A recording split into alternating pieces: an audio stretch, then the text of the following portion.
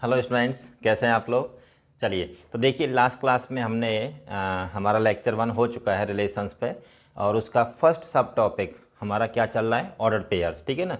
उसकी definition plus उस पर कुछ प्रॉब्लम्स हमने किए हैं, Cartesian product of 2 sets 3 sets, इन सब पे प्रॉब्लम चल रहे थे। तो वन मोर क्वेश्चन और लेते हैं हम लोग। ठीक है, तो देखिए ये क्वेश्चन क्या कह रहा है। For any 3 sets A B and C prove that A cross B union C equals to A cross B union A cross C। Okay, second part is A cross B intersection C equals to A cross B intersection A cross C। ठीक है, तो देखिए अपन इस question को कैसे solve करेंगे। तो ये सॉल्यूशन मैं ही आपको समझाऊंगा इसका। जैसे यहाँ पे देखिए A cross B union C, ये भी अपने आप में एक सेट है। और इस सेट के पास जो एलिमेंट्स होते हैं वो किस फॉर्म में होते हैं, ऑर्डर्ड पेयर फॉर्म में। ठीक है, तो जैसे हमने सेट थ्योरी में भी कुछ एनालिटिकल प्रूफ दिए थे आपके लिए कि मान लो कोई 2 सेट इक्वल प्रूव करने हैं अपने को, तो क्या करते हैं, दोनों सेट्स को एक दूसरे का सबसेट प्रूव करते हैं। ठीक है, तो सेम सेम क्राइटेरिया यहाँ पर रहेगा। अगर ये भी अपने आप में एक सेट है और ये भी अपने आप में एक सेट है, जब 2 सेट इक्वल होंगे तो ये दोनों एक दूसरे के क्या होंगे, सबसेट। Getting it. ओके, फिर ऐसे ही यहाँ पे ये सेट है और ये सेट ये भी एक दूसरे के इक्वल है, तो हम क्या इसमें भी क्या करेंगे, दोनों को एक दूसरे का सबसेट प्रूव करेंगे। ठीक है, तो चलिए स्टार्ट करते हैं। तो देखिए लेट, तो पहले मैं इसको इसका सबसेट प्रूव कर देता हूं, फिर बाद में इसको इसका सबसेट प्रूव कर दूंगा। ठीक है, जब दोनों एक दूसरे के सबसेट प्रूव हो जाएंगे तो दोनों सेट कैसे होंगे, इक्वल। अच्छा, दूसरी बात यह है कि ए क्रॉस बी यूनियन सी, इसमें जो एलिमेंट इस सेट में जो एलिमेंट्स होंगे वो किस फॉर्म में होंगे, ऑर्डर्ड पेयर फॉर्म में। ठीक है, तो देखिए let X comma Y belongs to A cross B union C. ठीक है, A cross B union C का कोई ऑर्डर पेयर क्या है, एक्स कॉमा वाई, तो ये इसका एक एलिमेंट भी है।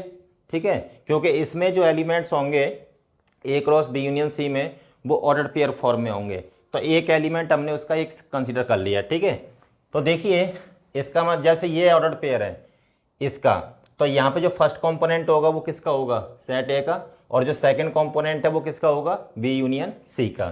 तो दिस इम्प्लाइज यहाँ पे लिखेंगे this implies x belongs to A and Y belongs to B union C. ठीक है, तो ए क्रॉस दिस में ये फर्स्ट कंपोनेंट सेट ए का होगा और second component set B union C का होगा। तो दिस इम्प्लाइज, तो अब यहाँ पर लिखेंगे X belongs to A and Y belongs to B. अब देखो ये यूनियन है, जब कोई एलिमेंट 2 सेट्स के यूनियन में लाई कर रहा है तो इसका मतलब क्या हुआ कि दोनों में से एटलीस्ट 1 का तो एलिमेंट होगा ये। तो यूनियन का मतलब होता है और y बिलोंग्स टू c। ठीक है, अगर y b यूनियन c में लाई कर रहा है तो या तो y b का होगा और y c का एलिमेंट होगा। ठीक है, तो अब क्या करेंगे, तो दिस इम्प्लाइज इस एंड को हम इस ब्रैकेट के अंदर लेके जाएंगे। एक तरीके से देखा जाए तो distribution of intersection over union, union का मतलब और एंड का मतलब इंटरसेक्शन। ठीक है, तो अब इस एंड को डिस्ट्रीब्यूट करो इस ब्रैकेट में, तो देखिए ये हो जाएगा x belongs to a and y belongs to b और x belongs to a and y belongs to c। Getting it. अब देखिए x belongs to a and y belongs to b, तो this implies x comma y belongs to, x a का element है, y b का element है, तो x y belongs to a cross b। तो ये a क्रॉस b का order pair हो जाएगा ये। ठीक है, और x comma Y belongs to a cross c, ये a क्रॉस c का ऑर्डर पेयर हो जाएगा। तो दिस इम्प्लाइज, तो x comma Y this belongs to this और दिस बिलोंग्स टू दिस। ठीक है ना, तो सेम एलिमेंट इसमें और इसमें, तो ये हो जाएगा x comma Y belongs to a cross b, और का मतलब होता है यूनियन, और ये हो जाएगा आपका a क्रॉस c। तो x को y जो एलिमेंट है इसका भी एलिमेंट है और इसका भी एलिमेंट है, तो इसका मतलब दोनों के यूनियन का एलिमेंट होगा ये, ठीक है। अब देखो यहाँ पे क्या हुआ कि ये जो एलिमेंट था वो इसका एलिमेंट था और ये एलिमेंट इसके सारे एलिमेंट्स को रिप्रेजेंट कर रहा है, और इसका मतलब क्या हुआ कि इस सेट के सभी एलिमेंट्स इसमें लाई कर रहे हैं। इसका मतलब क्या हुआ, फिर ये इसका सबसेट होगा, ठीक है। तो दिस इम्प्लाइज ये हो जाएगा बच्चों का A cross B union C is subset of A cross B union A cross C। This is first, okay. अब हम क्या करेंगे, उल्टा लेके चलेंगे। तो अब पहले हमने क्या किया, इसको इसका सबसेट प्रूव कर दिया, okay. Again also let A comma B belongs to A cross B union A cross C, ठीक है। तो यहाँ पे ये भी अपने आप में एक सेट होगा और इसके जो एलिमेंट्स होंगे वो किस फॉर्म में होंगे, ऑर्डर्ड पेयर फॉर्म में, ठीक है। तो ये जो ऑर्डर्ड पेयर है इसके सभी ऑर्डर्ड पेयर्स को रिप्रेजेंट कर रहा है, ठीक है। तो this implies A comma B belongs to A cross B union का मतलब और A comma B belongs to A cross C, getting it. तो this implies A belongs to A and B belongs to B। भाई जो first component होगा वो set A का element होगा और जो सेकंड कंपोनेंट होगा वो सेट B का एलिमेंट होगा, ठीक है ना। दिस और A belongs to A and B belongs to C, clear. तो देखिए A belongs to this and this और यहाँ पे A belongs to this and this. अब हम क्या करेंगे बच्चे, तो देखिए A belongs to A and अब ऐसे लिखेंगे B बिलोंग्स टू B और B बिलोंग्स टू C। भाई यहाँ पे B बिलोंग्स टू B है, यहाँ और आ गया, यहाँ पे B बिलोंग्स टू C और A क्या है, A तो दोनों जगह पे सेम है ना, A बिलोंग्स टू और A बिलोंग्स टू A। तो A belongs to this and B belongs to, तो यहाँ पे B या तो सेट B का एलिमेंट है और सेट C का एलिमेंट है, ठीक है। तो इन दोनों में से कम किसी एक का एलिमेंट तो है ही। तो अब क्या करेंगे, this implies A belongs to A and B belongs to B union C। B जो है B यूनियन C का एलिमेंट हो जाएगा ना, B बिलोंग्स टू B और का मतलब क्या होता है, यूनियन, ठीक है। तो दिस इम्प्लाइज अब क्या होगा बच्चों, यहाँ पे A comma B belongs to A cross B union C, ठीक है। A इसका एलिमेंट है एंड B इसका एलिमेंट है, तो जब क्रॉस प्रोडक्ट लेंगे तो A क्रॉस दिस, तो ये ऑर्डर पेयर मिलेगा ना अपने को, ठीक है।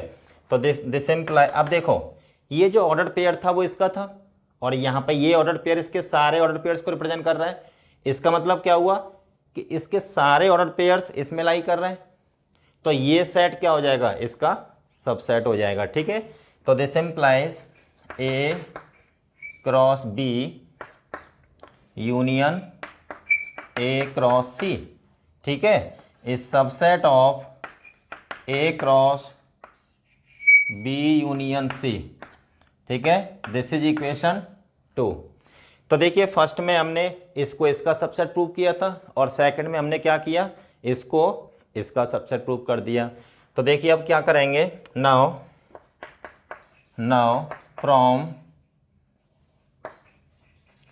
From first and second we get A cross B union C equals to A cross B union A cross C, ठीक है। हैंस प्रूव, ठीक है। तो देखिए तो यहाँ पे हमने जो है फर्स्ट पार्ट प्रूव कर दिया है, अब आप इसको नोट कर लीजिएगा। तो देखिए अब सेकंड पार्ट लेते हैं, जैसे हमने फर्स्ट पार्ट प्रूव किया है वैसे ही अपन सेकंड पार्ट प्रूव करेंगे, ठीक है। एनालिटिकल प्रूफ देंगे इसका। तो देखिए सेकंड पार्ट लेट, अब इसमें भी क्या है, दिस इक्वल टू दिस, तो इसको इसका सबसेट प्रूव करेंगे और इसको अपन इसका सबसेट प्रूव करेंगे, ठीक है। लेट एक्स कॉमा वाई, तो चूंकि ये अपने आप में इसके जो एलिमेंट्स होंगे वो ऑर्डर पेयर की फॉर्म में होंगे, तो कोई एक ऑर्डर पेयर अज्यूम कर लेते हैं इसमें से, X Y belongs to A cross B intersection C, ठीक है। कोई ऑर्डर पेयर अज्यूम कर लिया आपने, ओके। अब यहाँ पे ये ऑर्डर पेयर इसका एलिमेंट है, इसका मतलब क्या हुआ कि जो फर्स्ट कंपोनेंट होगा वो सेट ए का होगा और second component set B intersection C का होगा, ओके। तो देखिए, तो this implies x belongs to A and Y belongs to B intersection C, okay. तो this implies x belongs to A and यहाँ पे बच्चों y बिलोंग्स टू आ रहा है b इंटरसेक्शन c, तो इसका मतलब y b का भी एलिमेंट होगा एंड y c का भी एलिमेंट होगा। इंटरसेक्शन का मतलब क्या होता है, एंड, ठीक है। तो ये हो जाएगा y belongs to b and y belongs to c, ठीक है। अब इस एंड को अपन डिस्ट्रीब्यूट कर देते हैं over this and bracket, over this bracket, okay. तो देखो ये हो जाएगा x belongs to a and y belongs to b। अब ये वाला जो एंड है ना, इन दोनों ब्रैकेट्स के बाहर यहाँ पे आ जाएगा और इस एंड को इसके साथ जोड़िएगा जरा, तो ये हो जाएगा x belongs to a and y belongs to c, clear. तो ये क्या हो जाएगा यहाँ पे, अब x a का एलिमेंट है, y b का एलिमेंट है, तो इसका मतलब x, y belongs to A cross B. जब ए क्रॉस बी करेंगे आप लोग, तो यहाँ पे फर्स्ट कंपोनेंट सेट ए का रहेगा और सेकंड कंपोनेंट सेट बी का रहेगा, ठीक है। यहाँ पे ये वाला एंड आ गया और ये हो जाएगा x belongs to A, sorry यहाँ पे लिखिएगा, तो x, y belongs to A cross C. तो जो x, y जो ऑर्डर पेयर होगा वो ए क्रॉस सी में लाई करेगा, ठीक है, और यहाँ पे x, y order pair A cross B में लाई करेगा। तो ये जो ऑर्डर पेयर है वो ए क्रॉस बी में भी लाई कर रहा है, ए क्रॉस सी में भी लाई कर रहा है, मतलब दोनों में लाई कर रहा है ना। तो अब क्या होगा, x, y belongs to A cross B intersection A cross C. बात समझ में आई भाई, इसमें भी इसका भी एलिमेंट है एंड उसका भी एलिमेंट है, तो उसके इंटरसेक्शन का एलिमेंट होगा ना ये। तो यहाँ पे अब देखिए, ये जो ऑर्डर पेयर था ये इसके सारे ऑर्डर पेयर्स को रिप्रेजेंट कर रहा है, इसका मतलब क्या हुआ, इसके सारे एलिमेंट्स इसमें लाई कर रहे हैं, तो ये सेट जो होगा इसका सबसेट होगा। तो this implies A cross B intersection C is subset of A cross B intersection of A cross C, ठीक है। इसको अपन इक्वेशन 1 मान लेते हैं। तो पहले हमने क्या प्रूव कर दिया कि left hand side is the subset of right hand side, okay. अब क्या करेंगे, right hand side is the subset of left hand side. चलिए तो देखिए, let a comma b belongs to A cross B intersection of A cross C, clear. अब यहाँ पे भाई A cross B intersection A cross C अपने आप में क्या होगा, एक सेट होगा, सेट ऑफ ऑर्डर पेयर्स, उसमें से एक ऑर्डर पेयर हमने ये कंसिडर कर लिया, ये ऑर्डर पेयर इसके सारे ऑर्डर पेयर्स को रिप्रेजेंट करेगा, ठीक है। तो दिस इम्प्लाइज, अब देखिए ये जो है इसमें एंड इसमें दोनों के इंटरसेक्शन में लाई कर रहा है, इसका मतलब ये ऑर्डर पेयर इसके पास भी होगा और ये ऑर्डर पेयर इसके पास भी होगा। तो देखिए a comma b belongs to A cross B and a comma b belongs to A cross C, ठीक है ना। तो दोनों कार्टेशियन प्रोडक्ट्स में लाई करेगा ना ये वाला ऑर्डर पेयर। अब देखो बच्चों, यहाँ पे अब a comma b order pair इसका एलिमेंट है, इसका मतलब क्या हुआ कि a belongs to this and b belongs to this. भाई फर्स्ट कंपोनेंट सेट ए का एलिमेंट होगा और जो सेकंड कंपोनेंट होगा वो सेट बी का एलिमेंट होगा। एंड यहाँ पे आइएगा, a belongs to A and b belongs to C. ठीक है, ये इसका एलिमेंट हो जाएगा यहाँ पे। चलिए अब देखो यहाँ पे ए बिलोंग्स टू ए बिलोंग दोनों ब्रैकेट्स में कॉमन है, तो अब अपन क्या करेंगे कि ये वाला जो एंड है तो a belongs to A and, अब यहाँ पे बी बिलोंग, ये वाला एंड, ये वाला एंड, ये वाला, ये ब्रैकेट के बाहर आ जाएगा, और ये जो एंड है वो b belongs to B and b belongs to C, ये इनके बीच में आ जाएगा, दिस वन। ठीक है, अब देखिए तो a belongs to A and B, अब यहाँ पे ये जो स्मॉल बी है ये सेट बी का भी एलिमेंट और सेट सी का भी एलिमेंट है, तो इसका मतलब दोनों के इंटरसेक्शन का एलिमेंट होगा ये, तो B belongs to B intersection C, getting it. ठीक है, अब देखो सेट ए इसका एलिमेंट और बी इसका एलिमेंट, तो क्या हो जाएगा ए कॉमा बी जो ऑर्डर पेयर होगा वो ए क्रॉस बी इंटरसेक्शन सी का एलिमेंट होगा। ठीक है, तो दिस इम्प्लाइज, देखिए यहाँ पे ये एलिमेंट्स हम लेके चले थे, दिस, यहाँ पे ये एलिमेंट इसका था और यहाँ पे, और ये एलिमेंट इसके सारे एलिमेंट्स को रिप्रेजेंट कर रहा है, और ये सभी एलिमेंट्स किस में लाई कर रहे हैं, इसमें, तो this implies A cross B intersection of A cross C is subset of A cross B intersection C, this is second. Okay, तो देखिए from 1 and 2 we get what, A cross B intersection C equals to A cross B intersection of A cross C। ठीक है, intersection of A cross C, तो ये आपका result हो गया prove, hence prove, है ना। चलिए, तो अब आप इसको नोट कर लीजिएगा। इसके बाद ये है कि मैं आप लोगों को रिकमेंड करूंगा कि आप इन दोनों रिजल्ट्स को इसके सामने रेड पेन से लिख दीजिएगा, रिमेंबर, रेड पेन से। क्यों? क्योंकि मान लो अगर आपसे कोई दो सेट दे रखे हैं, जैसे 3 सेट ए बी सी इस तरीके से, और आपसे पूछता है then find A cross B union of A cross C, तो बेटर रहेगा कि आप लिख देना वहाँ पे दिस इक्वल्स टू दिस होता है। ठीक है, तो यहाँ पे बी यूनियन सी निकालना बहुत आसान होगा, फिर ए क्रॉस बी यूनियन सी निकालना फिर और आसान हो जाएगा आपके लिए। ठीक है, तो बेटर रहेगा कि आप इन दोनों रिजल्ट्स को याद कर लें। ठीक है, तो 4-5 बार लिख के प्रैक्टिस कर लीजिएगा, अपने आप याद हो जाएंगे। Getting it? चलिए, तो अब आप इसका प्रूफ नोट कर लीजिएगा। उसके बाद में एक कॉन्सेप्ट है हमारा, तो वो कॉन्सेप्ट आप लोग नोट करेंगे, जैसे let A and B be any two sets. ठीक है, अब देखिए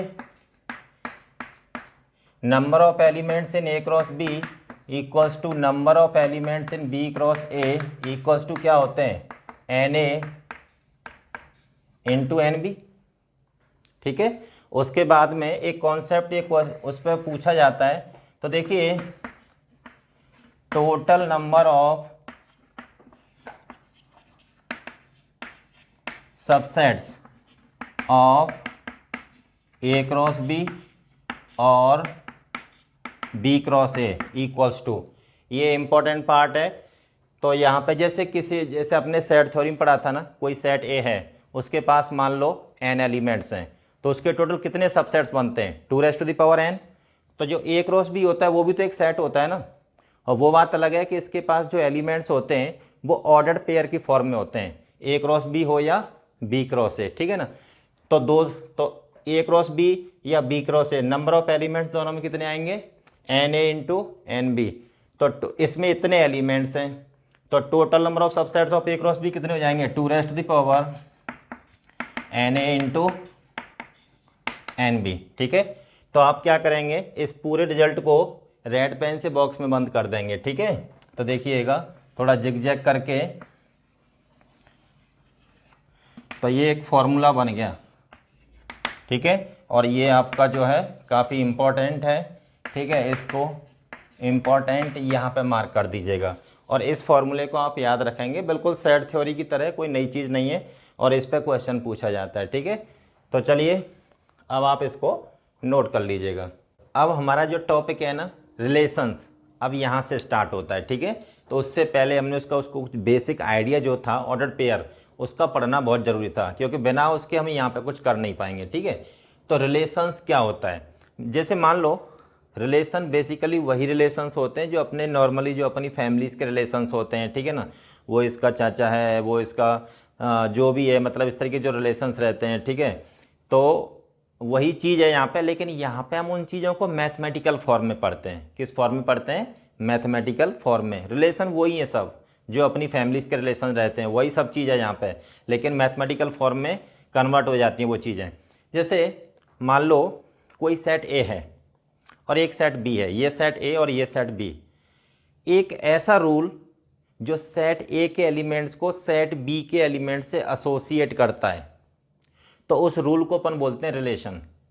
क्या बोलते हैं उसको? रिलेशन। ठीक है ना, तो देखिए यहाँ पर डेफिनेशन में बेसिकली वही चीज़ है, let A and B be any two non empty sets. हमारे पास कोई दो सेट हैं ए एंड बी, और जो कैसे हैं? Non empty. नॉन एम्प्टी होना बहुत ज़रूरी है। ठीक है, okay, then the rule by which we will associate the elements of set A to the elements of set B. तो एक ऐसा रूल जिसके थ्रू हम क्या करेंगे, सेट ए के एलिमेंट्स को सेट बी के एलिमेंट से एसोसिएट करेंगे, तो उसको अपन क्या बोलेंगे? रिलेशन। ठीक है ना, is called relation defined from set A to set B. ठीक है, क्योंकि वो ए से सेट ए के एलिमेंट्स को सेट बी के एलिमेंट्स जोड़ रहा है। अगर सेट बी के एलिमेंट्स को सेट ए के एलिमेंट्स जोड़ेगा तो क्या होगा? Defined from B to A. Clear? अब देखो एक नोटेशन की बात आती है, तो जो ये सब टर्मिनोलॉजी यूज होती है एक्चुअली क्वेश्चंस में, नोटेशन में, if an element this is associated to an element B belongs to B. मान लो कोई सेट ए का एलिमेंट है स्मॉल ए, और वो सेट बी के किसी एलिमेंट स्मॉल बी से एसोसिएट हो रहा है। ठीक है, बाय द रिलेशन आर। ठीक है, देन वी राइट, तो उसको अपन कैसे लिखेंगे? मान लो कोई सेट ए का एलिमेंट लिया हमने स्मॉल ए, और वो जो है सेट बी के किसी एलिमेंट स्मॉल बी से एसोसिएट हो रहा है, जुड़ रहा है आर के थ्रू। ठीक है, बाय द रिलेशन आर, तो उसको अपन कैसे लिखेंगे? A R B. कैसे लिखेंगे उसको? A R B. अब देखिए ए आर बी को आप कैसे रीड करेंगे? रीड एज, ये जो फ्रेज है अपना, a is associated to b by the relation R. ठीक है, कैसे रीड करेंगे इसको? A is associated to b by the relation R. ठीक है, अच्छा, जब एलिमेंट ए एलिमेंट बी से एसोसिएट होगा आर के थ्रू, तो उसमें तो अपना एक ऑर्डर्ड पेयर क्रिएट होगा ए कॉमा बी। क्या क्रिएट होगा? Ordered pair.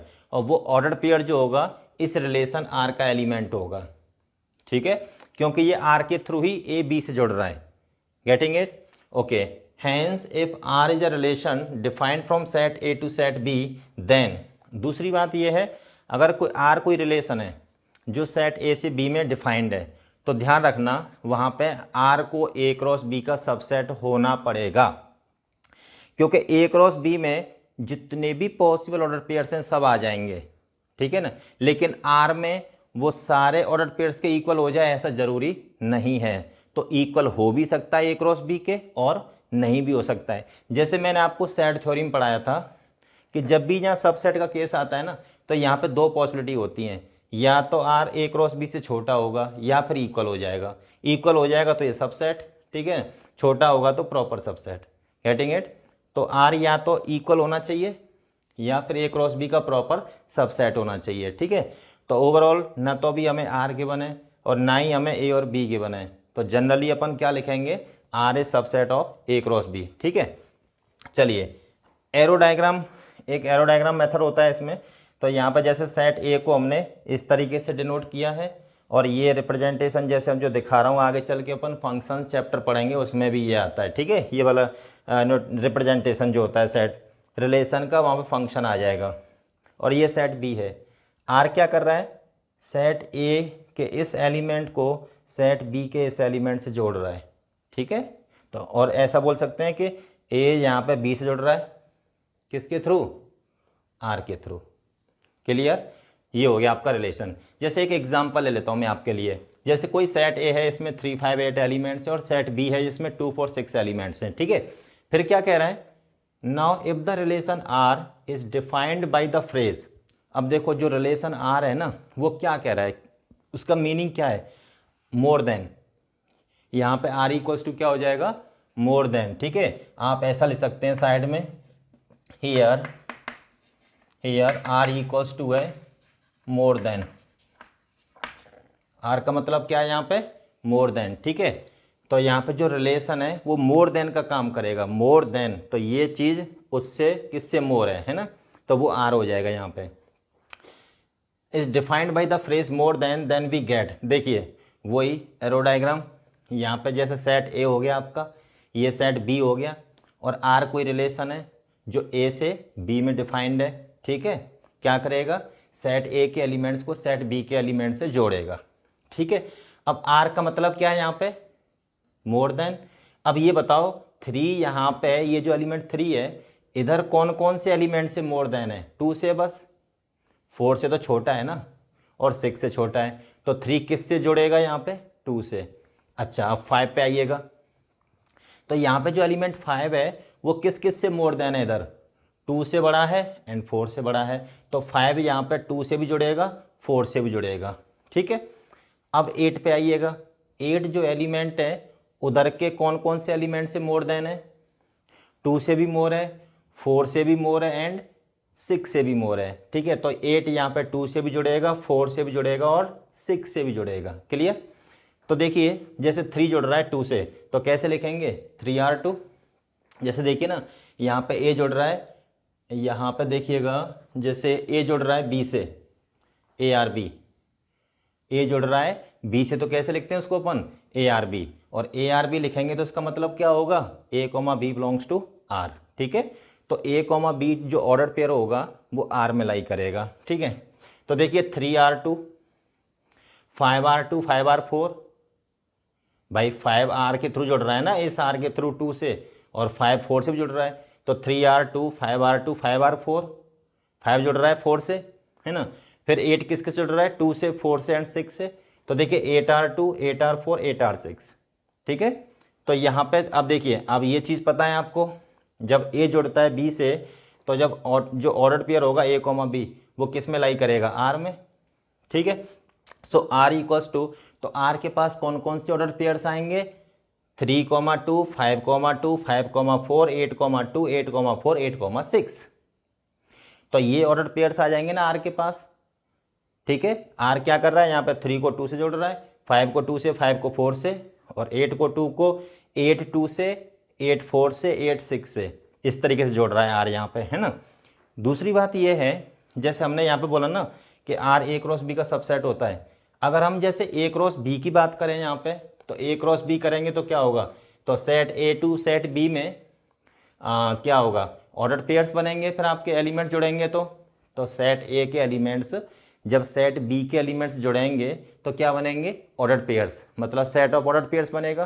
तो A cross B is the set of order pairs, तो defined from A to B, तो 3 2 3 4 3 6, 5 2 5 4 5 6, और 8 2 8 4 8 6, तो कितने आएंगे टोटल ऑर्डर पेयर्स, 9।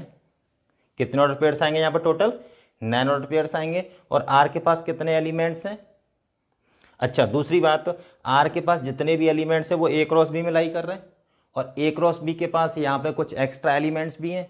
इसका मतलब क्या हुआ कि यहाँ पे जो R होगा वो A क्रॉस B का क्या होगा, प्रॉपर सबसेट। भाई यहाँ पे अपने पास R भी गिवन है, A क्रॉस B भी गिवन है, तो हम क्लियरली फाइंड कर सकते हैं ना कि ये इक्वल है या मतलब सबसेट, प्रॉपर सबसेट है, तो ये तो क्लियर दिख रहा है यहाँ पे, ठीक है। तो R क्या है यहाँ पे, A क्रॉस B का प्रॉपर सबसेट, गेटिंग इट, ठीक है। तो अभी तक जो भी हमने कहानी पढ़ी तो वो उस एग्जाम्पल के थ्रू हमने सब कुछ क्लियर कर लिया है, ठीक है। अब आप इसको नोट कर लीजिएगा। अब अपन क्वेश्चन लेते हैं, if A equals to this and B equals to this, then which of the following are relations defined from set A to set B, ठीक है ना। अपने पास कुछ रिलेशंस पहले से प्री डिफाइंड हैं, R1 R2 R3 R4, ठीक है। और रिलेशंस, जो रिलेशन होता है वो एक सेट होता है, और उसके अंदर जो एलिमेंट्स आएंगे वो किस फॉर्म में आएंगे, ऑर्डर्ड पेयर की फॉर्म में, ठीक है। क्योंकि यहाँ पे R1 जैसे R1 R2 R3 R4 4 relations हैं, ए से बी में डिफाइंड हैं, तो ए क्रॉस बी के सबसेट होंगे ना। किसके सबसेट होंगे? ए क्रॉस बी के। और ए क्रॉस बी में जो एलिमेंट्स आएंगे वो किस फॉर्म में आएंगे? ऑर्डर्ड पेयर फॉर्म में। तो ऑब्वियसली जब R1 ए क्रॉस बी का सबसेट है तो R1 के पास भी जो एलिमेंट्स होंगे वो किस फॉर्म में होंगे? ऑर्डर पेयर फॉर्म में होंगे, ठीक है ना। तो अगर R1 देखिए, अगर R1 रिलेशन है ए से बी में, तो ए क्रॉस बी करेंगे तो ए क्रॉस में कितने ऑर्डर पेयर्स आएंगे? 16, ठीक है। और सभी ऑर्डर पेयर्स में जितने भी ऑर्डर पेयर्स होंगे उसमें जो फर्स्ट कंपोनेंट होंगे वो सेट ए के होंगे और जो सेकंड कंपोनेंट होंगे वो सेट बी के होंगे, ठीक है। चलिए, तो जैसे R1 की अगर हम बात करें कि R1 जो है रिलेशन है या नहीं है ए से बी में। अगर R1 ए से बी में रिलेशन है तो R1 के पास जितने भी एलिमेंट्स हैं तो वो ए क्रॉस बी के एलिमेंट्स होने चाहिए, ठीक है। तो ए क्रॉस बी करेंगे तो फर्स्ट कंपोनेंट्स ए के और सेकंड कंपोनेंट्स बी के, जितने भी ऑर्डर पेयर्स होंगे ए क्रॉस बी में। तो ज़रा देखते हैं। तो देखिए, फर्स्ट अगर हम R1 की बात करें तो यहाँ पे देखिए R1 के पास जो ऑर्डर पेयर्स हैं तो ये ए क्रॉस बी का ऑर्डर पेयर है। क्यों? क्योंकि यहाँ पे फर्स्ट कंपोनेंट सेट ए का है, सेकंड कंपोनेंट सेट बी का है, और ये जो ऑर्डर पेयर है ये भी किसका? ए क्रॉस बी का है। फर्स्ट कंपोनेंट ए का, सेकंड कंपोनेंट बी का, और ये जो ऑर्डर पेयर है वो भी ए क्रॉस बी का ऑर्डर पेयर है। तो मतलब R1 के पास जो भी ऑर्डर पेयर्स हैं वो ए क्रॉस बी के ऑर्डर पेयर्स हैं, ठीक है। तो वहाँ पे उसके पास ए क्रॉस बी टोटल कितने होंगे? 16। तो R1 के पास कितने उनमें से? 3। तो यहाँ पे R1 के पास तो कम है ना, कि यहाँ पे ऐसे लिखेंगे फर्स्ट का answer clearly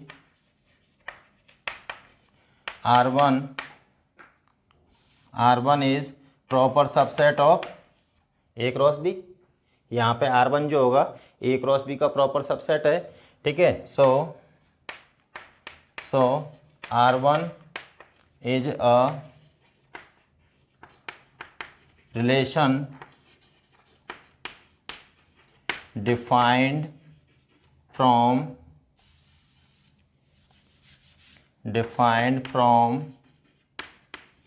set A to set B। समझ में आई बात? तो यहाँ पे R1 जो है ए क्रॉस बी का सबसेट है, तो R1 एक रिलेशन को डिफाइन करेगा, ठीक है।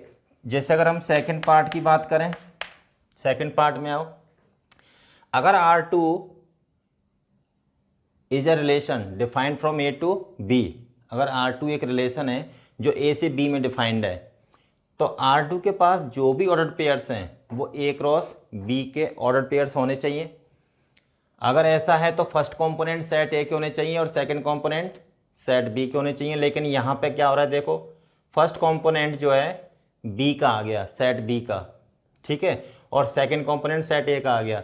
तो ये जो ऑर्डर पेयर है ना, ए क्रॉस बी का ऑर्डर पेयर नहीं हो सकता, ये बी क्रॉस ए का ऑर्डर पेयर होगा, ठीक है। और लेकिन बाकी ये सब जो है C comma S order pair होगा ए क्रॉस बी का, और जो डी कॉमा आर है वो भी ए क्रॉस बी का ऑर्डर पेयर होगा। लेकिन यहाँ पे जो गंदगी मचाई है वो किसने मचाई है?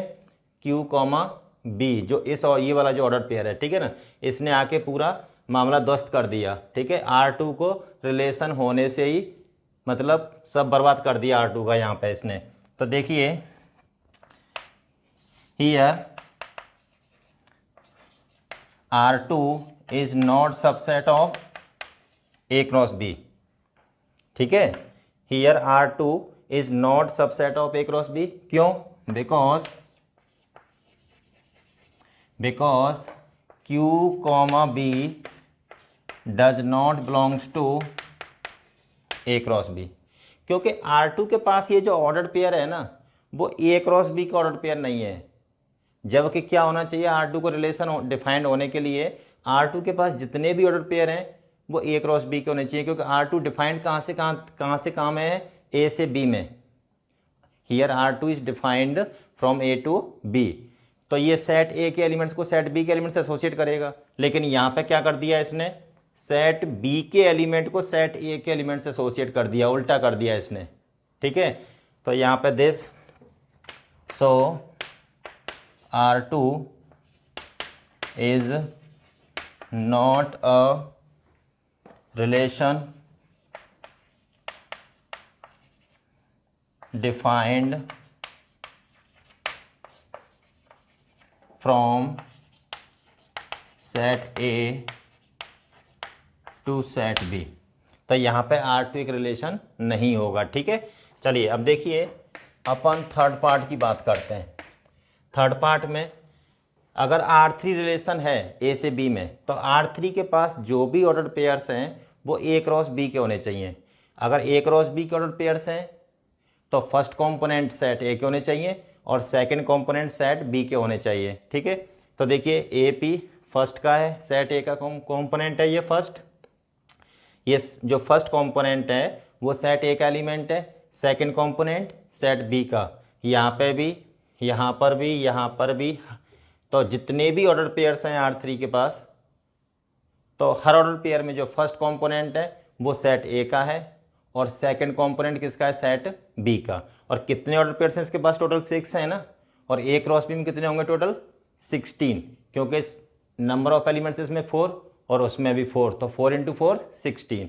तो यहाँ पे देखिएगा क्लियरली, यहाँ पे ऐसे लिखेंगे clearly R3 is proper subset of A cross B, ठीक है। So R3 is a relation defined from set A to set B। बात समझ में आई। चलिए अब ऐसे ही फोर्थ पार्ट को जरा देख लेते हैं। R4 देखते हैं। अगर R4 रिलेशन है सेट A से सेट B में, तो R4 के पास जितने भी ऑर्डर पेयर्स हैं वो A क्रॉस B के ऑर्डर पेयर्स होने चाहिए। अगर इसके पास A क्रॉस B के ऑर्डर पेयर हैं तो जितने भी ऑर्डर पेयर्स हैं उनमें फर्स्ट कंपोनेंट सेट A के और सेकंड कंपोनेंट सेट B के होने चाहिए। तो देख लेते हैं। चलिए ये सेट A का कंपोनेंट है, ये एलिमेंट जो सेट जो फर्स्ट कंपोनेंट है सेट A का एलिमेंट है, ये सेट B का। यहाँ पे देखो, यहाँ पे उल्टा हो गया। ये जो ऑर्डर पेयर है ना Q, A, ये A क्रॉस B का नहीं है, ये B क्रॉस A का होगा। और ये तो A क्रॉस B का है और यहाँ पे S, B भी किसका होगा, B क्रॉस A का, ना कि A क्रॉस B का। तो यहाँ पे इन दोनों ऑर्डर पेयर्स ने R4 में आके गंदगी मचा दी, ठीक है। मतलब R4 को रिलेशन होने से रोक दिया इन्होंने। तो R4 यहाँ पे A से B में रिलेशन नहीं हो सकता ना। इन दोनों ऑर्डर पेयर्स ने R4 को A से B में रिलेशन होने से बर्बाद कर दिया बिल्कुल, ठीक है। तो देखिए हियर, यहाँ पे ऐसे लिखेंगे, here R4 is not subset of A cross B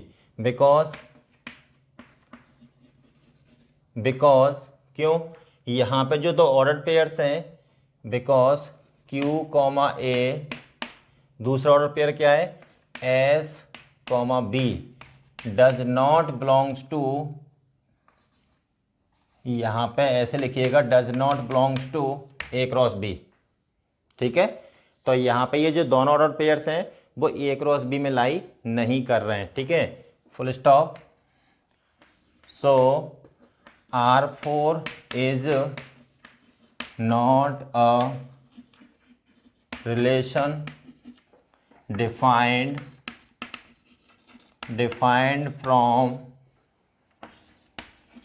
set A to set B, ठीक है।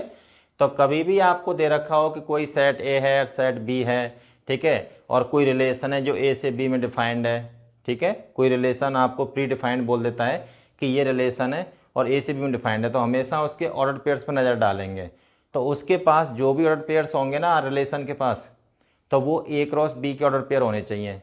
अगर मान लो कोई रिलेशन है B से A में डिफाइंड है, तो R के पास जो ऑर्डर पेयर्स होने चाहिए वो B से, वो मतलब उसमें जो ऑर्डर पेयर्स हैं उसमें फर्स्ट कंपोनेंट सेट B के होने चाहिए, सेकंड कंपोनेंट सेट A के होने चाहिए। तो ओवरऑल वहाँ पे relation R B cross A का सबसेट होना चाहिए, ठीक है। अगर A से B में डिफाइंड है रिलेशन R, तो वो A क्रॉस B का सबसेट होना चाहिए। ये मतलब कंडीशन है, ये मस्ट है इसके लिए कि कोई रिलेशन R है और A से B में डिफाइंड है, तो आर के पास जितने भी ऑर्डर पेयर्स हैं वो ए क्रॉस बी के होने चाहिए, मतलब आर जो है ए क्रॉस बी का सबसेट होना चाहिए, ठीक है, अदरवाइज वो रिलेशन डिफाइंड नहीं होगा, ठीक है। अब आप इसको नोट कर लीजिएगा। अब अपन बात करेंगे domain, codomain and range of relation, ठीक है, काफ़ी इंपॉर्टेंट पार्ट है ये, इस पर क्वेश्चन पूछा जाता है, ठीक है। तो देखिए domain, codomain and range of relation क्या होता है। जैसे अभी हमने रिलेशन पढ़ा है, जैसे कोई रिलेशन है सेट ए से बी में, सेट ए से सेट बी में डिफाइंड है, तो उसके पास जो ऑर्डर पेयर्स होंगे वो ए क्रॉस बी के ऑर्डर पेयर्स होंगे, ठीक है। चलिए रिलेशन डिफाइंड हो गया। रिलेशन में जो ऑर्डर पेयर्स आते हैं, रिलेशन में जो ऑर्डर पेयर्स मिलेंगे आपको, तो उनके जो फर्स्ट कंपोनेंट्स होते हैं ना, तो set of first components of order pairs of a relation, ठीक है, is called the domain of the relation. Codomain की बात करें तो एक रिलेशन जो सेट ए से बी में डिफाइंड है, तो जो पूरा सेट बी होता है वो बेसिकली उसका कोडोमेन होता है, ठीक है। फिर रेंज की बात करें कि एक रिलेशन की रेंज क्या होती है, तो रेंज के लिए क्या करेंगे, जो ऑर्डर पेयर्स होते हैं ना रिलेशन के पास, तो उनके जो सेकंड कंपोनेंट्स होते हैं, तो सेकंड कंपोनेंट्स का जो कलेक्शन होगा, मतलब सेकंड कंपोनेंट्स का एक सेट बनाएंगे, तो वो सेट जो होगा क्या रिप्रेजेंट करेगा, उस रिलेशन की रेंज को रिप्रेजेंट करेगा, ठीक है। बात समझ में आई। तो देखिए सब हमने सब कुछ वही लिखा है जो भी मैंने आपके लिए वर्बली बोला है। Domain of a relation is the set of all first components of its order pairs, clear. Codomain of a relation is the set into which the relation is defined, जिस सेट में वो defined होता है, ठीक है ना। Range of a relation is the set of all second components of its ordered pairs, ठीक है। जो भी मैंने आपको बोला है वही सब कुछ है। जैसे फॉर एग्जांपल मान लो एक सेट मैंने ए कंसिडर किया और सेट बी ये कंसिडर किया, and let R equals to this. मुझे सेट ए के बने, सेट बी के बने, और रिलेशन आर प्री डिफाइंड है आपके लिए, ठीक है ना, कि रिलेशन आर ये है, be a relation defined from set A to set B, ठीक है। आर कोई रिलेशन है जो सेट ए से सेट बी में डिफाइंड है। इसका मतलब क्या हुआ कि आर के पास जो ऑर्डर पेयर्स हैं वो ए क्रॉस बी के होने चाहिए। इसका मतलब जो ऑर्डर पेयर्स के जो फर्स्ट कंपोनेंट्स हैं सेट ए के होने चाहिए, और सेकंड कंपोनेंट्स किसके होने चाहिए, सेट बी के होने चाहिए। तो वो सब है ना 1 3 5 1, किसके ये किसके एलिमेंट्स हैं, सेट ए के, और जो सेकंड कंपोनेंट्स हैं वो किसके एलिमेंट्स हैं, सेट बी के, ठीक है। तो यहाँ पे आर एक रिलेशन होगा सेट ए से बी में जो पहले से प्री डिफाइंड है आपके लिए, ठीक है। अब जैसे मैं एक वो एरो डायग्राम से दिखा देता हूँ आपको, ये सेट ए है, ये सेट बी है, तो रिलेशन आर क्या कह रहा है, 1 किस जोड़ रहा है, 8 से, तो 1 को हमने 8 से जोड़ दिया। दूसरी बात यहाँ पे 3 6 से जोड़ रहा है, 5 2 से जोड़ दिया हमने, 1 4 से भी जोड़ रहा है 1, ठीक है। तो इस तरीके से एलिमेंट्स जो है एसोसिएट हो रहे हैं, सेट ए के एलिमेंट्स एसोसिएट हो रहे हैं सेट बी के एलिमेंट से, किसके थ्रू, आर के थ्रू, ठीक है। तो आर डिफाइंड है ए से बी में, तो ऑब्वियसली यहाँ पे आर कहाँ से कहाँ डिफाइंड है, ए से बी में, तो कोडोमेन तो सेट बी हो जाएगा इसका। अच्छा डोमेन क्या होगा, जो एलिमेंट्स, ध्यान रखिएगा आर कहाँ से कहाँ डिफाइंड है, ए से बी में, ठीक है। तो ए के कौन कौन से एलिमेंट्स जो उधर एसोसिएट हो रहे हैं 1 3 5, सिर्फ यही एलिमेंट्स है ना, तो ये इसका डोमेन में आ जाएंगे। आर के डोमेन में कौन कौन से एलिमेंट्स होंगे जो एसोसिएट हो रहे हैं, जैसे 7 है वो किसी से एसोसिएट नहीं हो रहा है ना, तो आर का 7 पे कोई राज नहीं चलता है, ठीक है, उस पर कोई हक नहीं बनता है उसका। तो यहाँ पे आर का राज जो चलता है वो किस पे चलता है, वो 1 3 5 पे चलता है, तो वो 1 3 5 को जोड़ रहा है उधर। दूसरी बात यहाँ पे कौन कौन से एलिमेंट्स जुड़ रहे हैं, इधर के एलिमेंट्स 2 4 6 8 से जुड़ रहे हैं, बाकी इससे तो कोई नहीं जुड़ रहा ना।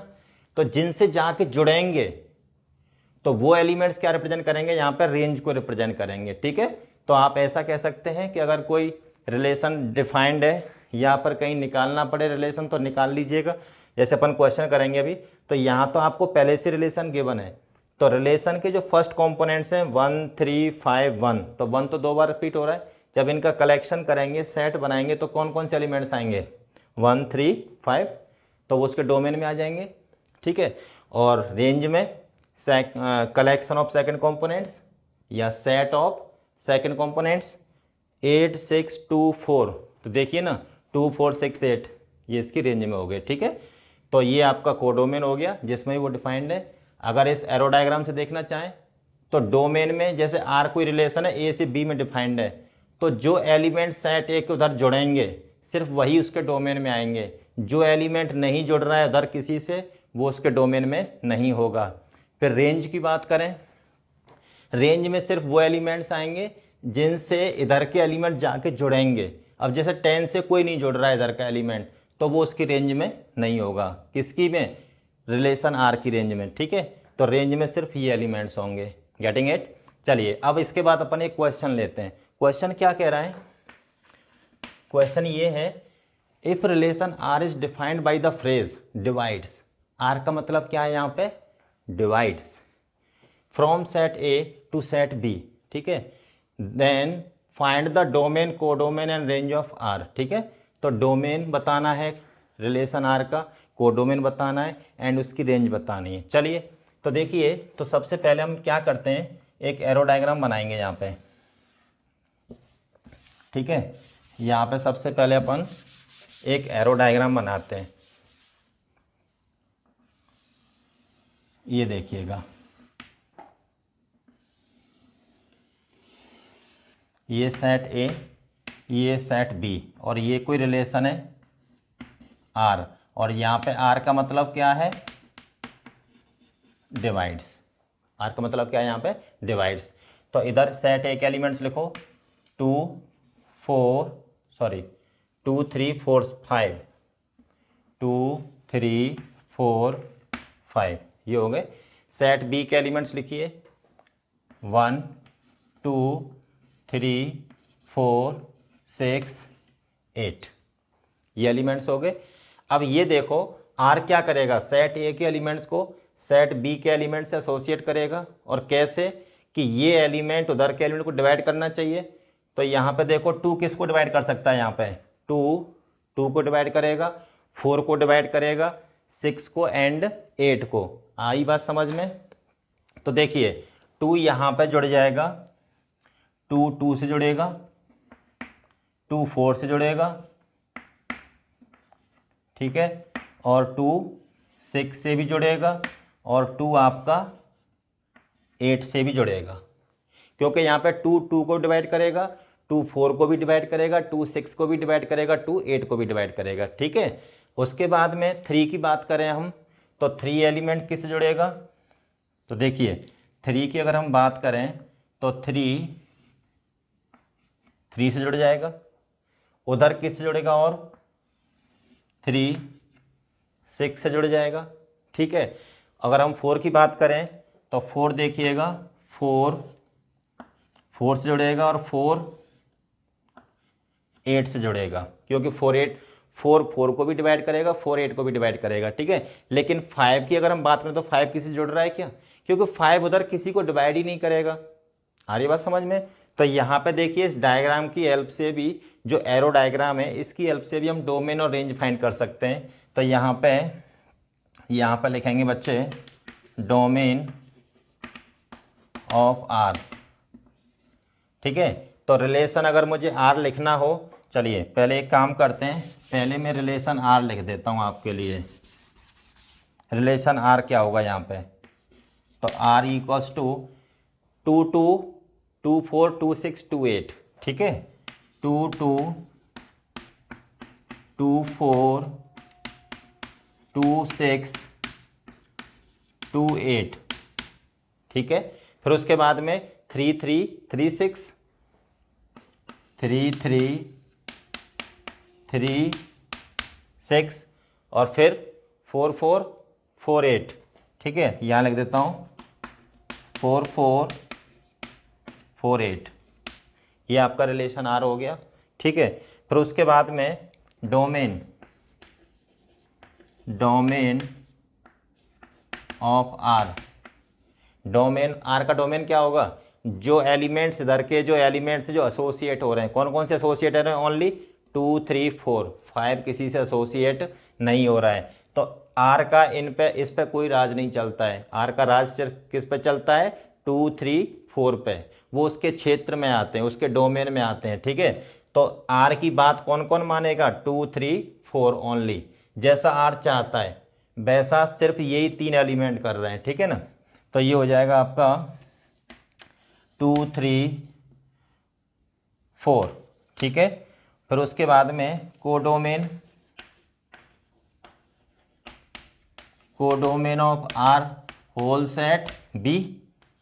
यहाँ तो कुछ सोचना ही नहीं है, जिसमें आर डिफाइंड होता है वो पूरा सेट क्या होता है? उसका कोडोमेन।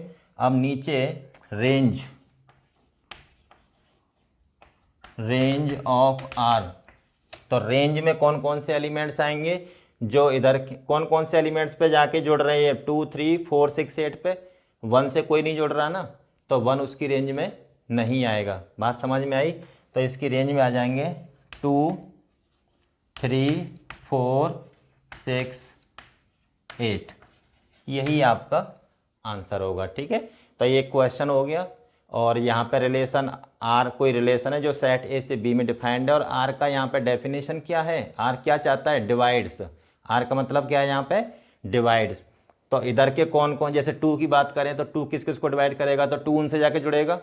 फिर 3 इधर किस किस को डिवाइड करेगा? उनसे जाके जुड़ जाएगा 3। इधर 4 किस किस को डिवाइड करेगा? उनसे जाके जुड़ जाएगा, ठीक है।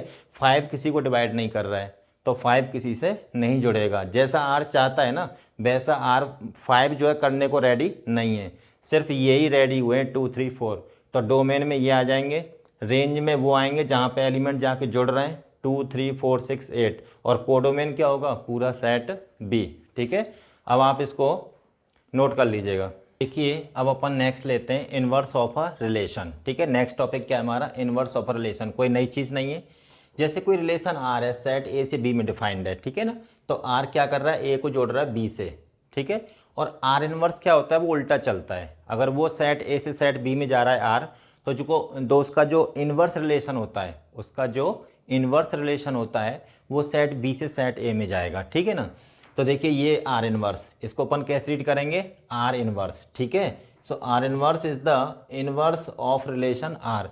ये स्पेसिफिक नोटेशन है, मैं आगे चल के बताऊंगा इसको। अभी यहाँ पर क्या हो रहा है? ए जुड़ रहा है बी से, तो ए कॉमा बी जो ऑर्डर पेयर होगा वो आर का एलिमेंट होगा, ठीक है। और यहाँ पे बी जुड़ रहा है ए से, किसके थ्रू? आर इनवर्स के थ्रू। तो बी आर इनवर्स ए, ठीक है। तो बी कॉमा ए जो एलिमेंट होगा वो किसका एलिमेंट होगा? आर इनवर्स का, ठीक है। तो कभी भी अगर आपको कोई रिलेशन आर दे रखा हो और आपसे बोला जाए कि इसका आर इनवर्स बताइए, तो आपको कुछ नहीं करना है, सिंपली ऑर्डर्ड पेयर्स के जो कंपोनेंट्स हैं ना उनको इंटरचेंज कर देना है। आर के पास जो भी ऑर्डर पेयर्स हैं उनके कंपोनेंट्स को इंटरचेंज कर दोगे तो आपको मिल जाएगा आर इनवर्स, ठीक है ना। तो इसमें कुछ आपको कोई बहुत बड़ा काम नहीं करना है।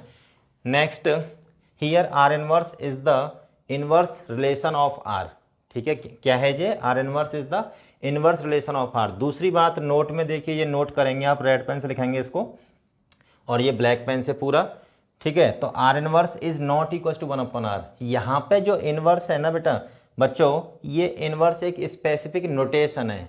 ये पावर नहीं है कि आर की पावर -1 हो, नहीं, ये वो चीज़ नहीं है, ये एक स्पेसिफिक नोटेशन है, ठीक है। तो आर अगर ऐसा हो तो आर की पावर -1 हो, जैसे आर को ब्रैकेट में ले लो, पावर -1 कर दो तो ये 1/r होगा, ठीक है ना। लेकिन यहाँ पे इसका मीनिंग ये नहीं होगा, ठीक है। R inverse is read as R inverse, okay. यहाँ पे देखिए R inverse is the specific notation of inverse of relation R. ये एक स्पेसिफिक नोटेशन होता है आर इनवर्स को डिनोट करने के लिए, ठीक है। तो आर इनवर्स का मतलब 1/r नहीं होता है। ये क्या है? एक specific notation to represent the inverse of relation R. Getting it? चलिए उसके बाद एक क्वेश्चन लेते हैं। लेट ए इक्वल टू 1, 2, 3 और B equal to ABCD and let R equal to this. आपको सेट ए गिवन है, सेट बी गिवन है और उसी के ए से बी में कोई रिलेशन भी डिफाइन करके दे दिया उसने, B and let R be a relation defined from set A to set B, ठीक है। Then find its domain, codomain and range. R का डोमेन बताना है, कोडोमेन बताना है, रेंज बतानी है, ठीक है। और फिर साथ साथ ऑल्सो फाइंड आर इनवर्स। तो आर इनवर्स फाइंड करना कोई बड़ी चीज़ नहीं है। आर इनवर्स के लिए क्या करेंगे, जो ऑर्डर पेयर्स है ना उनके कंपोनेंट्स को इंटरचेंज कर देंगे, क्योंकि आर जा रहा है ए से बी में, तो आर इनवर्स कहाँ से जा जाएगा, बी से ए में। ठीक है, तो देखिए सॉल्यूशन लिख देते हैं यहाँ पे। आर अपने को पता है, तो देखिए डोमेन ऑफ आर, डोमेन क्या होता है, set of all first components.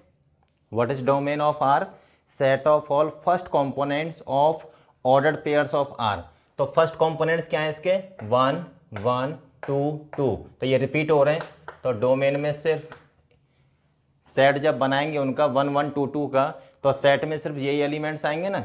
Repetition of elements in a set is immaterial. Okay, फिर उसके बाद लिखते हैं कोडोमेन ऑफ आर। कोडोमेन क्या होगा बच्चों, यहाँ पे आर का होल सेट बी, क्योंकि आर क्या हो रहा है, ए से बी में डिफाइंड है, तो ये डोमेन, इसका कोडोमेन हो जाएगा सेट बी। ठीक है,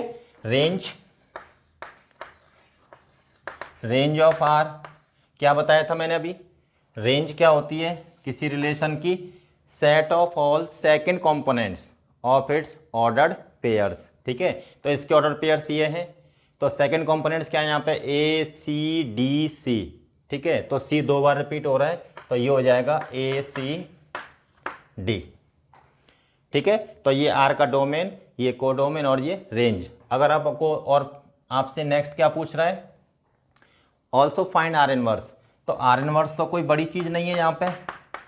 आर इनवर्स के लिए क्या करेंगे, कंपोनेंट्स के जो ऑर्डर पेयर्स के जो कंपोनेंट्स हैं ना उनको इंटरचेंज कर दीजिएगा, सिंपल। तो ये A1, ये C1, ये D2 और ये हो जाएगा आपका C2।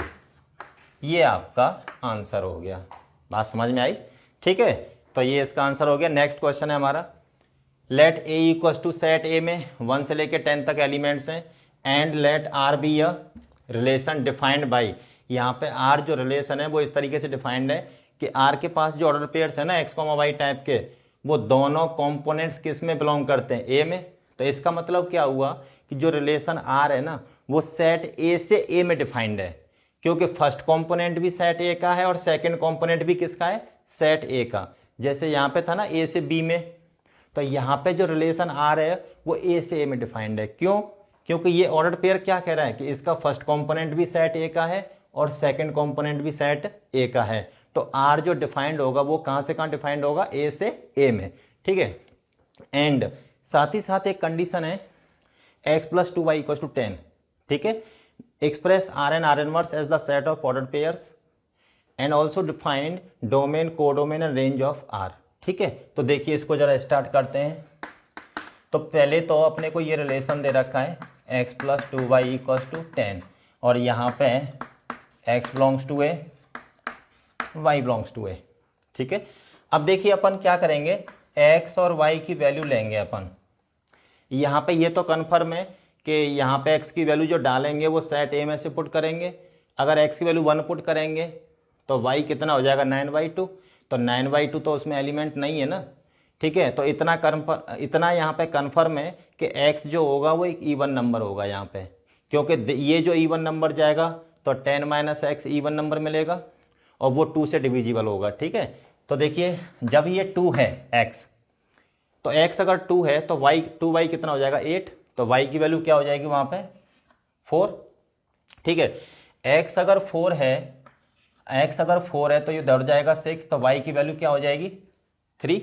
ठीक है, इसी इक्वेशन को यूज़ कर रहा हूँ मैं, इस वाले इक्वेशन को। ठीक है, अगर x की वैल्यू 6 है तो y की वैल्यू क्या होगी वहाँ पे, 2। भाई 6 उधर जाएगा तो 10 - 6 4, तो ये 2 बचेगा ना। ओके, अगर मैं x को 8 ले लूँ तो y की वैल्यू कितना हो जाएगा, 1। अगर मैं x की वैल्यू 10 लेता हूँ यहाँ से तो y कितना आ जाएगा, 0, जबकि y क्या है, सेट a का एलिमेंट है और सेट a के पास 0 कहीं है नहीं। तो ये पॉसिबिलिटी बनती है x और y की। ठीक है, तो इनके बेसिस पे अपन क्या करते हैं, तो यहाँ पर रिलेशन r लिख देते हैं। r के पास क्या है, x, y टाइप का ऑर्डर पेयर है ना, तो x y के जब ये ऑर्डर पेयर्स, तो इसका मतलब क्या हुआ, 2 जुड़ेगा 4 से, 4 जुड़ेगा 3 से, 6 जुड़ेगा 2 से और 8 जुड़ेगा 1 से, ठीक है।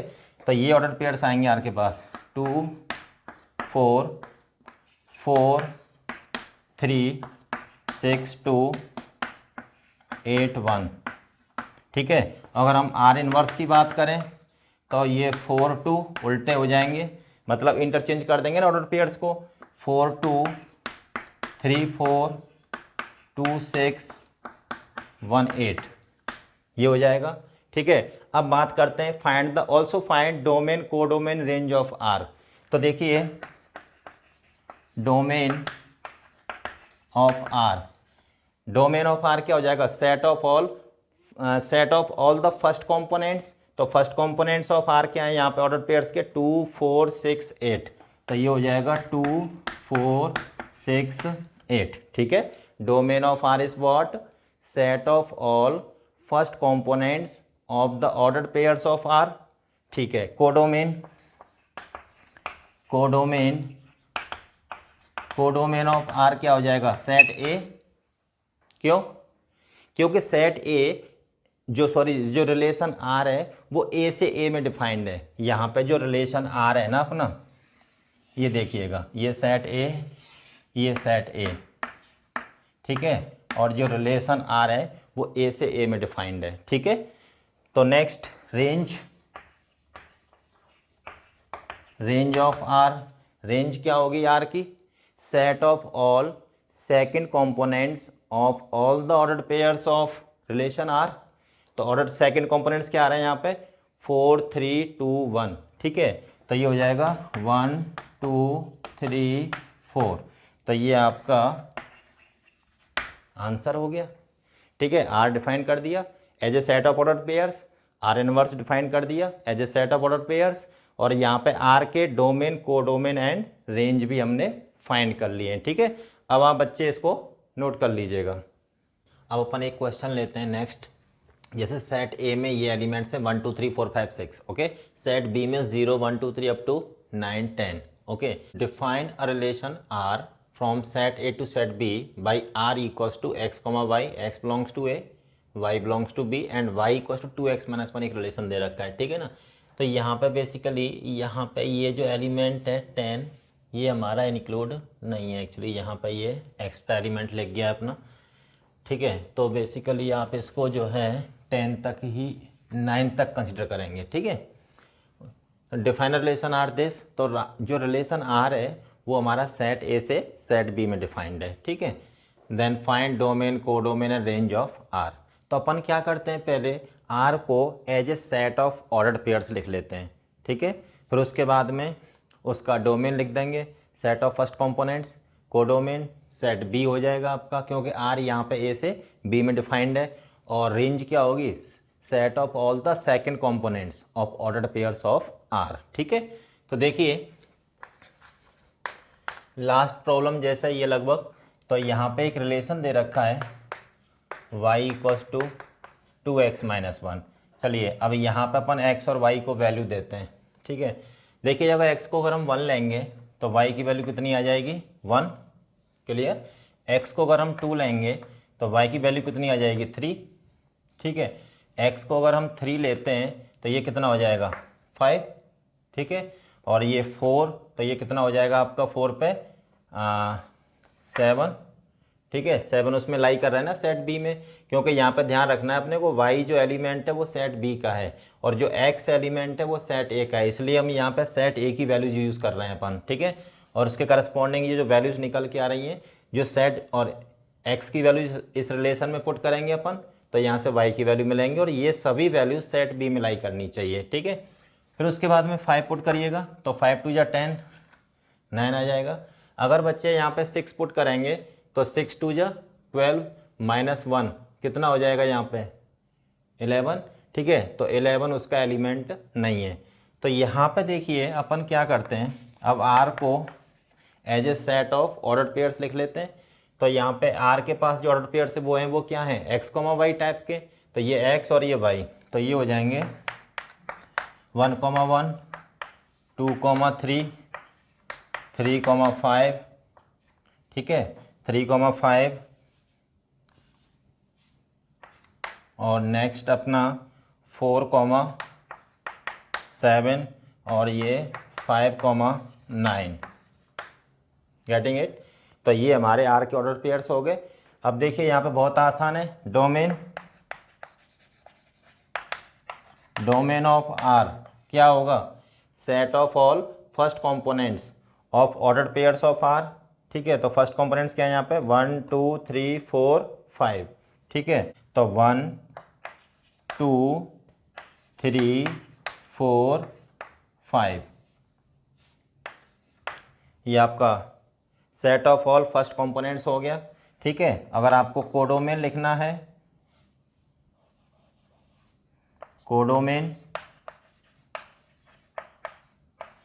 कोडोमेन ऑफ आर, ठीक है, तो ये क्या हो जाएगा, होल सेट बी, क्योंकि रिलेशन जो आर है हमारा वो सेट ए से सेट बी में डिफाइंड है। ठीक है, फिर उसके बाद अब बच्चों को क्या लिखना है यहाँ पे, range of R. Range of R क्या होगी, set of all second components. तो सेकंड कंपोनेंट्स कौन से आ रहे हैं, 1 3 5 7 9 ना। ठीक है, तो 1 3 5 7 9 इस तरीके से आप आंसर करेंगे। ठीक है, तो क्या पूछा था हमसे, define a relation R from set A to set this, find domain, codomain and range of R. तो ये हमारा रिलेशन आर हो गया, और ये इसका डोमेन, इसका कोडोमेन और ये इसका रेंज। ठीक है, चलिए एक और क्वेश्चन करते हैं अपन। तो देखिए ये क्वेश्चन क्या कह रहा है, A equals to this, set A में एलिमेंट्स हैं 1 से लेके 6 तक। Okay, define a relation R from set A to itself. मतलब यहाँ पे जो रिलेशन आर है वो कहाँ से कहाँ डिफाइंड है, ए टू, और यहाँ पे जो रिलेशन आर था हमारा, ये सेट ए था हमारा, ये सेट बी है, रिलेशन आर ए से बी में डिफाइंड था। ठीक है, और यहाँ पे रिलेशन आर डिफाइंड है ए से इटसेल्फ, मतलब ए से ए में। ठीक है, तो यहाँ पे देखिएगा, ये जो बेसिकली जो रिलेशन है हमारा, ये सेट ए से ए में डिफाइंड है, यहाँ पे रिलेशन आर। ठीक है, चलिए तो देखिए मैं यहाँ पे डायरेक्ट लिखता हूँ, यहाँ पे आर के पास जो ऑर्डर पेयर्स आएंगे, अब देखो यहाँ पे सेट ए से ए में है।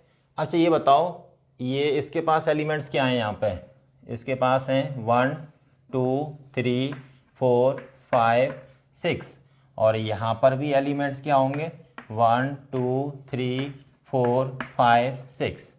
ठीक है, अब देखो x, y टाइप के ऑर्डर पेयर आ रहे हैं आर के पास, और x और y दोनों सेट ए के एलिमेंट्स हैं। अब वो लेकिन इधर का एलिमेंट उधर के एलिमेंट से इस तरह से जुड़ेगा कि वो उससे छोटा होना चाहिए। तो यहाँ पे ये देखिए 1 किस किस से जुड़ सकता है, तो 1 उनसे जुड़ेगा ना, 1 जिनसे छोटा होगा। तो 1 किन से छोटा है, 2 3 4 5 6 से छोटा है। तो यहाँ पे आ जाएगा 1 2 1 3 1 4 1 5 1 6। तो 1 के करस्पॉन्डिंग ये ऑर्डर पेयर्स मिल गए आपको। फिर उसके बाद 2 उठाइए यहाँ से, तो देखो 2 किस किस से छोटा है, 3 4 5 6 से। तो ये हो जाएगा 2 3 2 4 2 5 2 6। ठीक है, फिर उसके बाद 3 उठाओ, तो 3 किससे छोटा है, 4 5 6 से। तो 3 जुड़ेगा आपका 4 से, 3 5 से, और 3 6 से। फिर 4 उठाइएगा, तो 4 किससे छोटा है, 5 और 6 दोनों से। तो ये हो जाएगा आपका 4 5 4 6। ठीक है, 5 उठाओ, तो ये 5 6, बस। तो 6 तो किसी से छोटा नहीं है ना यहाँ पे। चलिए अब देखो वो क्या करे, find domain, codomain, range of R. तो देखिए अब हमें आर, जो रिलेशन आर है वो as a set of order pairs मिल चुका है अपने को। तो देखिए अब करेंगे इसका आंसर, डोमेन ऑफ आर लिखते हैं। तो डोमेन ऑफ आर का मतलब क्या हो जाएगा, set of all first components. तो फर्स्ट कंपोनेंट्स मतलब कौन कौन से जुड़ रहे हैं यहाँ पे, 1 2 3 4 5 तक जुड़ रहे हैं ना। तो ये इसका डोमेन हो जाएगा 1 2 3 4 5। Okay, codomain, codomain of R. तो बच्चों कोडोमेन क्या हो जाएगा, होल सेट ए से ए में डिफाइंड है ना, तो ये पूरा सेट ए इसका कोडोमेन हो जाएगा। फिर उसके बाद अगर हम बात करें रेंज की, रेंज ऑफ आर, तो range of R set of all second components. तो देखो 1 से कोई भी नहीं जुड़ेगा, क्योंकि यहाँ पे इधर इधर का कोई भी एलिमेंट जो है 1 से छोटा नहीं है, ठीक है। तो यहाँ पे जो जो इधर जो जुड़ रहे हैं वो किस किस से जाके जुड़ रहे हैं, 2 3 4 5 6 से जाके जुड़ रहे हैं। तो रेंज में जो एलिमेंट्स आएंगे 2 3 4 5 2 3 4 5 6, ठीक है, 2 3 4 5 6, ये आपका आंसर हो गया, ठीक है। अब आगे की जो कहानी है अपन नेक्स्ट लेक्चर में कंटिन्यू करेंगे, और नेक्स्ट लेक्चर में जो कहानी आने वाली है वो बहुत ही इंटरेस्टिंग होगी, ठीक है। तो बस आज के लिए इतना ही।